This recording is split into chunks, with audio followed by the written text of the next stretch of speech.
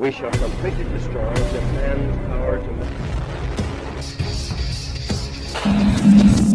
Kabi-kabilang digmaan ang nagaganap ngayon sa mundo. Tila wala na atang ligtas na bansa sa mundo. At marami sa atin ang nangangamba sa tuwing pag-uusapan ang kaligtasan, lalo na kung ang digmaan ay sinasamahan ng pinakamapinsalang mga armas, ang nuclear bomb. Hindi malabong mangyari ang posibilidad ng pagkakaroon ng nuclear war sa mundo, gaya ng nangyari nung bagsakan ng dalawang atomic bomb ng Estados Unidos ang Japan sa Hiroshima at Nagasaki ng World War II. At dahil sa pangyayari, isa ito sa nagtulak upang formal na sumuko ang mga Hapon sa Amerika sa itinuturing na pinakamadugo at pinakamapinsalang digmaan sa kasaysayan ng mundo, ang ikalawang digmaang pandaigdig na kumitil ng tinatayang 70 to 80 milyong katao. Karamihan ay mga sibilyan. Terrible at nakakakilabot ang digmaang ito dahil dito unang ginamit ang pinakamapinsalang armas pandigma, ang atomic bomb na naghatid ng takot sa maraming may buhay, sumira ng kapaligiran at nagpabagsak ng ekonomiya ng bansa. Kaya kung magkaroon man ng digmaang nuclear ngayon, ito ay hindi biro. Sa ngayon kasi ito ay napakalakas na at higit na mapanganib ang mga bombang nuclear. May mga bansa pa kayang ligtas sa nuclear bomb. Ano-anong mga bansa ito? 10 sa pinakaligtas na bansa sa nuclear attack. Yan ang ating aalamin.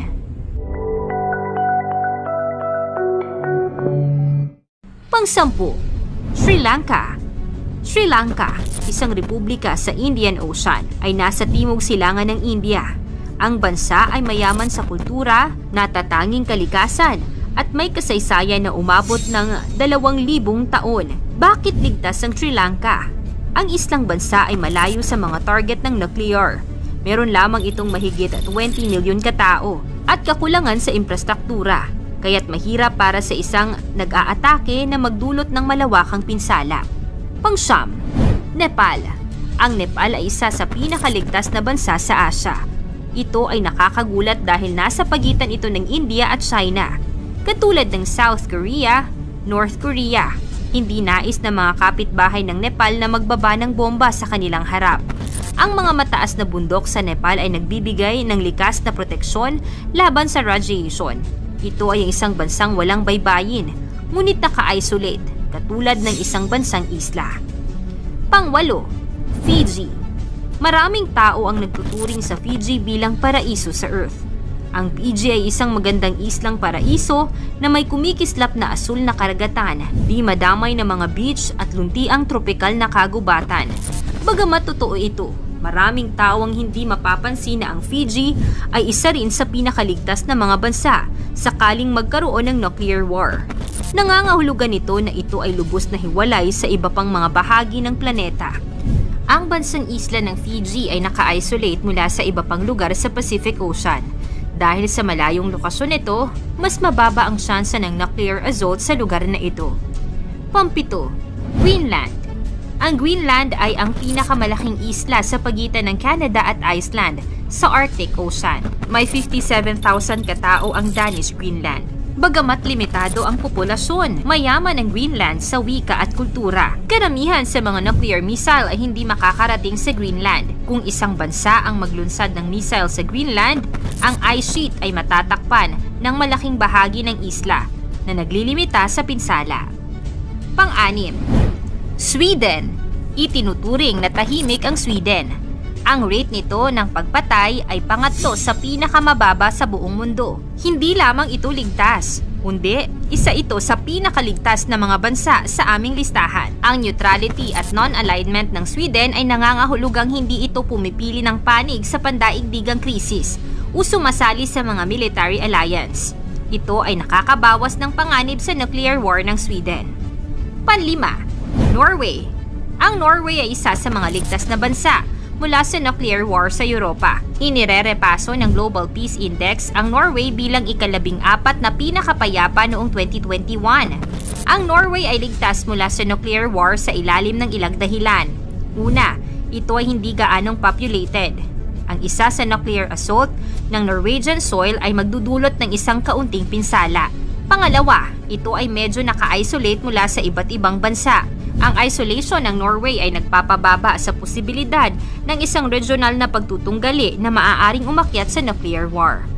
Pang-apat, New Zealand. Madalas tingnan ng New Zealand bilang tahimik at magandang bansa. Alam mo ba na sa isang pag-aaral ay nagsasaad na ito ay isa sa mga nasyon na maaaring mabuhay sa isang nuclear war? Ang pagsusuri ng University of Southampton na inilathala sa Nature Communications ay sumusuri kung aling mga bansa ang maaaring mabuhay sa isang nuclear blast dahil sa maliit na populasyon, layo mula sa mga target ng nuclear, at kakulangan sa military infrastructure, mataas ang marka ng New Zealand.